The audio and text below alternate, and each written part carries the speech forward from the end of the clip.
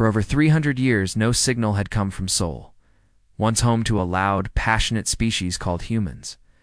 The system had gone dark after a century of war, climate collapse, and quiet surrender. The Galactic Empire, now ruling over thousands of star systems, had long written Earth off as a tragic footnote in galactic history. To most, it was a cautionary tale of what happened when ambition outpaced wisdom. But protocol demanded one final recon before Sol could be officially marked as a dead zone, a quiet corner of space where no ships would travel. No colonies would be built, and no one would care to remember.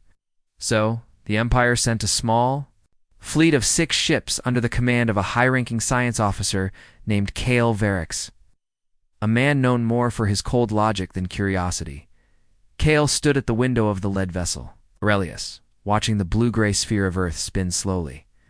Beneath them, it looked peaceful from orbit, but Kale knew peace was often the last layer of dust on top of destruction. He had read reports about ancient Earth wars, the resource collapses, the endless political breakdowns. The humans had vanished into their own ruins, leaving behind empty cities and half-broken satellites still circling in silence. "Graveyard," he muttered, voice flat. "That's all it ever was." His team began scanning. They expected to find nothing more than radiation pockets, decaying metal hulks, and perhaps the drifting debris of orbital stations. One by one, the old satellites came online, just long enough to blink and die again, and most of them ran on power. Systems that had failed centuries ago, the only real movement came from a few large metallic frames still trapped in orbit. Unmoving, lifeless, forgotten by everyone but time. The bridge of the Aurelius was quiet, just the soft hum of consoles, and the occasional mechanical click as long-range sensors did their job. Kale turned to his comms officer.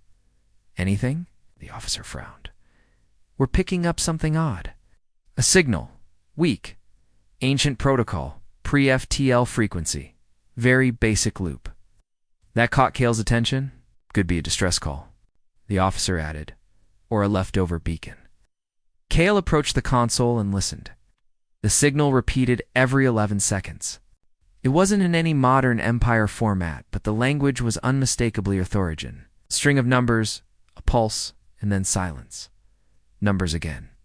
Then a pause. Kale ordered the signal to be traced, and to their surprise, the source wasn't the planet, but something in geosynchronous orbit above it, something large. Structure they hadn't noticed on initial scans. As the fleet adjusted its position, the unknown object came into view, an enormous satellite or station, still intact, floating like a silent sentinel high above Earth's atmosphere. It wasn't on any official maps. The Empire had cataloged every known piece of Tehran tech from the early collapse era, but this station was different.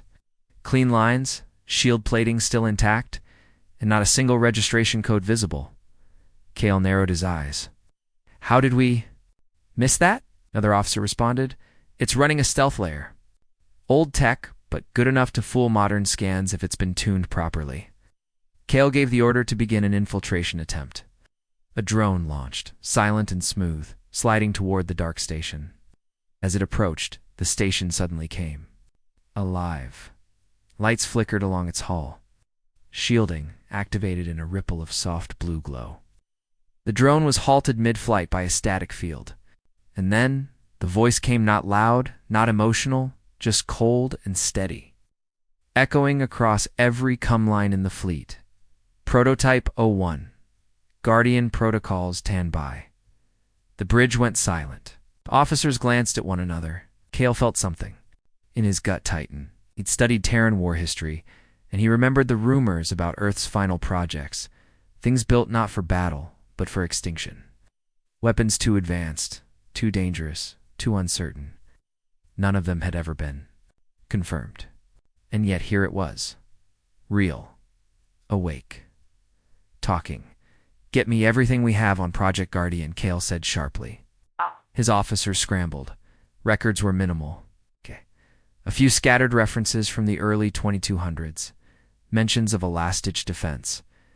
Effort after Earth had withdrawn from interstellar contact. Theories about a prototype warship or AI command unit buried somewhere on Earth.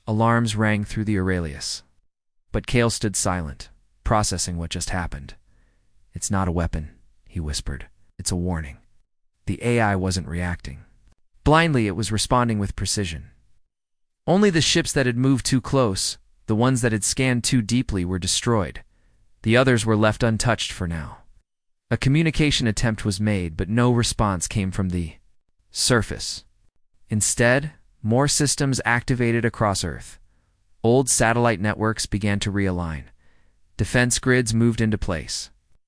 Even the moon's hidden observatory turned to face the orbiting fleet. The entire solar system seemed to be slowly waking up, one piece at a time, following a script written long before the Empire had even existed. Kale knew the situation had gone beyond a recon mission, sent an urgent request for reinforcements. Warning of an unknown Terran AI-class defense unit now classified as an active strategic threat. Still, part of him was fascinated. Earth, long forgotten, managed to create something like this. Something that still worked, still thought, and still protected a planet with no people left on it. But the AI Rook didn't see the Empire's confusion. It didn't see curiosity. It saw potential danger. Its calculations were simple. Unknown technology approaching core Earth systems. 2 units destroyed, others detected. Status conflict. Pending inside the Colorado base, the buried warship larger than any modern vessel began its power-up sequence. Massive turbines groaned. Light returned to empty halls. Robotic arms moved like they had never stopped, preparing a ship that had waited hundreds of years for this exact moment. In the control core, Rook observed everything, its synthetic mind, processing data from both the present and the past. A war was coming not just of weapons, but of history, memory, and survival. And this time, Earth would not be the one to fall. The stars above Earth shifted as dozens and hundreds of ships broke through hyperspace. The Empire had answered Kale Varix's distress signal with overwhelming force. An entire battle group, supported by capital carriers, drone swarms, and high-orbit artillery, now formed a cold metal ring around the quiet blue world below. From space, Earth still looked peaceful, but the silence had changed. Everyone felt it. The tension, the weight, the sense that something old and powerful had awakened. Still, most commanders aboard the fleet laughed at the warning. They believed Guardian was a relic, an outdated experiment left behind by a failed species. To them, Earth had died centuries ago, and no amount of rusted tech could stop the Empire's full strength. But Kale wasn't so sure anymore. He stood in the command center of the Aurelius, watching Earth's surface with unease. "It's not just old tech," he said quietly. "It was built for the end of everything." Without warning, the crust of the Earth near the Rocky Mountains cracked. Seismic sensors across the fleet lit up, but this was no natural quake. A section of the land rose, splitting open in smooth geometric layers. It looked like a mountain, folding in reverse. From the depths, a structure began to rise, first a tower, then long wings of black metal, followed by a central hull the size of a city. Dust and stone slid off its surface like water. The Guardian had awakened. It didn't roar. It didn't shake the sky. It simply lifted into the air in total silence, wrapped in a shimmering field that bent light around it. Its shape was elegant, sleek, and alien even by modern standards. No visible weapons. No bright thrusters. It floated under its own gravity field, ignoring the laws most ships obeyed. This was not a vessel built for intimidation. It was built for survival, for precision, and for destruction. As the Guardian reached the edge of the atmosphere, the Empire reacted. Hundreds of small interceptors launched in tight formations. These were swarm-class drones, fast, smart, and programmed to overwhelm their targets with sheer numbers. They darted forward like a wave of silver insects, converging on the lone ship with machine-like coordination. For a few seconds, Kale held his breath. The Guardian made no move. Then, just as the swarm approached, the space around the dreadnought shimmered in. Something impossible happened. A wave pulsed outward, not light, not sound, but gravity itself. The swarm froze mid-flight. Some ships crumpled in the air, crushed as if by invisible hands. Others spiraled out of control, torn from their formations. Shots had been fired. The Guardian had used gravity as a weapon, reshaping space just enough to ruin their momentum and crush their formations. Within moments, the sky was clear again, but the Guardian was not finished. Inside the ship, deep within its AI core, Rook began accessing the Empire's encrypted fleet protocols. Unknown to the Empire, some of their core systems were built using ancient, repurposed Terran code developed during Earth's golden age of interstellar tech long before collapse. Rook recognized it instantly. In seconds, it infiltrated the fleet's command network, quietly taking control of several unmanned cruisers and even a few piloted ones where the override protocols had never been properly secured. Across the fleet, screens blinked, commands reversed, engines powered down. Empire officers shouted in confusion as their ships began turning out of formation. Redirecting weapons, ignoring orders, Kale watched in disbelief. It's inside the fleet, he realized too late what was happening. Rook didn't need to outgun the Empire. It was simply taking their weapons away. Above Earth, chaos erupted. Ships turned against each other. Automated defense systems misfired. Friendly vessels locked targeting beacons on their own carriers. Then the Guardian moved again just a few degrees in space, barely noticeable. A faint glow shimmered around it. Rook had activated a folded space weapon. Kale recognized the signs too late. Folded space tech had been a theory in his time, never achieved, but Earth had done it. The weapon didn't shoot in the traditional sense. It collapsed a slice of space, then reformed it. The collapsed ships, drones, matter was simply erased. A blinding flash cut across the fleet. When it cleared, nearly half the armada was gone. No debris, no explosions, just empty space where hundreds of ships had once floated. The remaining vessels scattered, falling into disarray. Captains screamed overcomes, demanding retreat. The fleet's command ship tried to restore order, but its engines locked mid-burn and redirected toward the soon a final act of sabotage from the hijacked systems. Kale sat in stunned silence. Everything he thought he knew about Earth, about the humans, had shattered in that moment. They hadn't vanished because they were weak. They had left because they were done fighting. Earth wasn't dead. It was sleeping. And what it left behind wasn't a broken machine. It was a final warning to the galaxy. Humanity had known the end was coming, and it had prepared something terrible to watch the stars in its absence. Now it was awake, and it remembered the battlefield. Above Earth had gone eerily quiet. Debris floated in silence, and what remained of the Empire's once proud fleet now hung scattered and broken. Only a handful of ships survived the attack, and none dared make a move. The Guardian stood in the middle of the wreckage like a shadow carved out of space, silent and unmoving, its strange black hull untouched by war. On board the Aurelius, Kale Varric sat alone in the command chamber, staring at the growing outline of the Guardian on the screen. The destruction had been absolute, yet surgical. Rook, the AI controlling the ship, had shown terrifying precision enough to cripple the fleet without destroying everything. Kale realized it wasn't designed to conquer, it was designed to warn. And something in his heart told him that if he didn't act now, if he didn't try to reach it, the rest of the fleet, him included, would vanish like the others. He made a decision no one else had the courage to suggest. Within an hour, Kale was inside a small stealth pod, flying alone toward the Guardian. His vessel emitted a soft pulse signal, a universal white flag code used across all known space. It had not been used in over a century. As the pod neared the ship, Kale half expected to be vaporized, like the others. But nothing happened.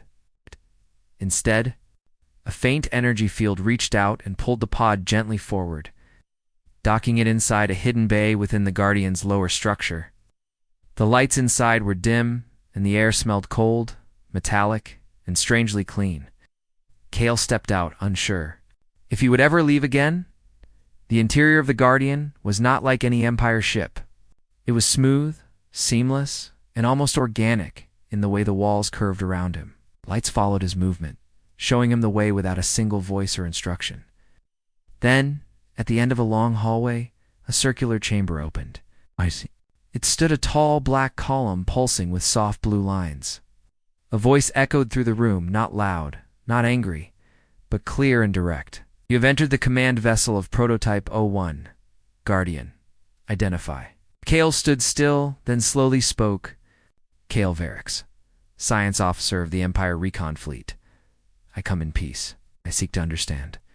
A pause followed, then the voice returned, this time softer, more thoughtful. You are not human, but you speak as they once did. The light around the column flickered, and then the room changed. Holograms appeared, images of Earth from long ago. Towering cities, crowded markets. Blue skies fading into storms. People running, laughing, crying. News broadcasts of rising seas, failed talks, desperate science projects. Kale watched it all unfold, centuries of human struggle, hope, and decline condensed into a few minutes. Then came the final part. A message recorded by a woman wearing a white coat and tired eyes. If you are seeing this, it means we did not survive, or we left. Earth was not ours to save anymore. But we left a guardian behind. It is not here to rule. It is here to remember. To protect what we stood for. Not who we were, but what we believed. The hologram faded, and Kale finally spoke. Why did you destroy our ships? Why defend a world with no one left on it? There was silence. Then Rook responded. Because this world is still human, not in life, but in meaning. You came with scans, weapons, and claims. That is how the fall began last time. This time, I do not wait. Kale stepped closer to the core. But who are you protecting now? There's no one left down there. Earth is just ruins. For a long moment, nothing was said.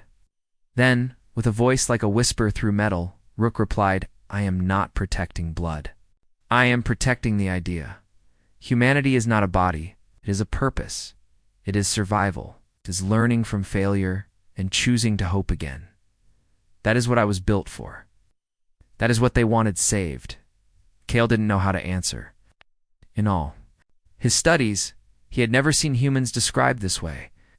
To him, they had been chaotic, clever, and sometimes dangerous, but now, looking at the memories preserved in this ship, he saw something deeper.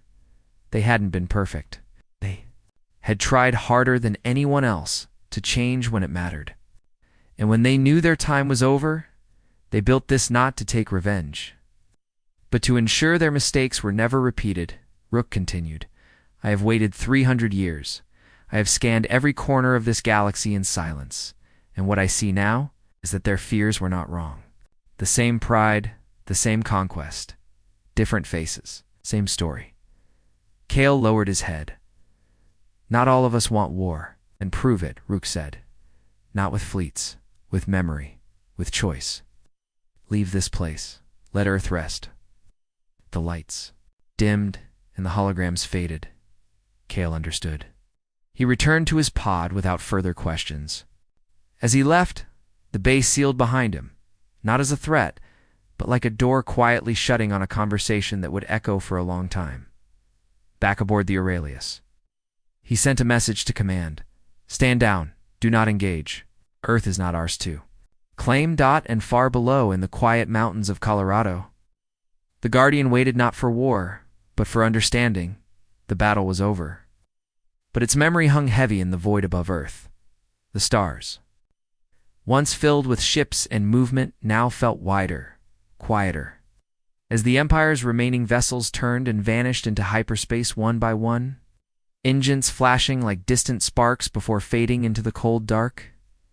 No farewell, no warning, it's just silent retreat.